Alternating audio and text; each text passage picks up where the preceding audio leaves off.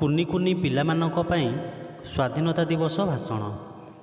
ସମ୍ମାନନୀୟ ସଭାପତି ମହୋଦୟ, ଉପସ୍ଥିତ ପୂଜ୍ୟ ଗୁରୁଜୀ ଓ ଗୁରୁମାବୃନ୍ଦ, ମଞ୍ଚସୀନ ଅତିଥିବୃନ୍ଦ ଏବଂ ମୋର ସାନ ବଡ଼ ଭାଇ ଓ ଭଉଣୀମାନେ, ଆଜିର ଏହି ପବିତ୍ର ଦିବସରେ ମୋତେ କିଛି କହିବାକୁ ସୁଯୋଗ ମିଳିଥିବାରୁ ମୁଁ ନିଜକୁ ଧନ୍ୟ ମନେ କରୁଛି।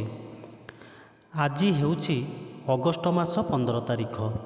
ଆଜି ଆମେ ଆମ ଦେଶର 79ତମ ସ୍ୱାଧୀନତା ଦିବସ ପାଳନ କରୁଛେ।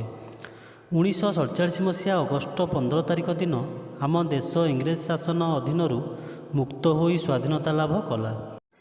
ଏହି ଦିନ ଆମ ଦେଶର ପ୍ରତ୍ୟେକ ଲୋକ ଜାତୀୟ ପତାକା ତଳେ ଛିଡ଼ା ହୋଇ ଜାତୀୟ ସଙ୍ଗୀତ ଗାନ କରି ସ୍ୱାଧୀନତା ଦିବସ ବହୁ ଆଡ଼ମ୍ବର ସହ ପାଳନ କରୁ। ଦୀର୍ଘ 200 ବର୍ଷ ଧରି ଆମ ଦେଶକୁ ଶାସନ କରିଥିବା ଇଂରେଜମାନଙ୍କ କବଳରୁ ମୁକ୍ତ କରିଥିବା ସ୍ୱାଧୀନତା ସଂଗ୍ରାମୀମାନଙ୍କ ପ୍ରଶଂସା ଯେତେ କଲେ ବି ଅତ୍ୟୁକ୍ତି ହେବ ନାହିଁ।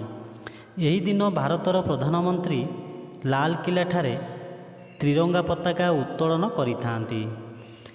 ଏହି ଦିନ ଆମେ ଆମର ସ୍ୱାଧୀନତା ସଂଗ୍ରାମୀମାନଙ୍କୁ ମନେ ପକାଇଥାଉ। 1947 ମସିହା ଅଗଷ୍ଟ 15 ତାରିଖ ଦିନ ଭାରତର ପ୍ରଥମ ପ୍ରଧାନମନ୍ତ୍ରୀ ପଣ୍ଡିତ ଜବାହରଲାଲ ନେହେରୁ ଆମର ଜାତୀୟ ପତାକା ଉତ୍ତୋଳନ କରିଥିଲେ। ଏହି ଦିନ ଆମେ ଜାତୀୟ ପତାକା ଉତ୍ତୋଳନ କରିଥାଉ ଏବଂ ଏହି ବୀରମାନଙ୍କର ଦୃଢ଼ ମନୋବଳ ଓ ମହାତ୍ମା ଗାନ୍ଧୀଙ୍କ ଅହିଂସା ନୀତି ଆଗରେ 1947 ଅଗଷ୍ଟ 14 ତାରିଖ ମଧ୍ୟରାତ୍ରରେ ଦେଶ ସ୍ୱାଧୀନତା ଲାଭ କଲା। ତିନି ରଙ୍ଗର ଜାତୀୟ ପତାକା ନୀଳ ଆକାଶରେ ରୋମାଞ୍ଚ ସୃଷ୍ଟି କଲା।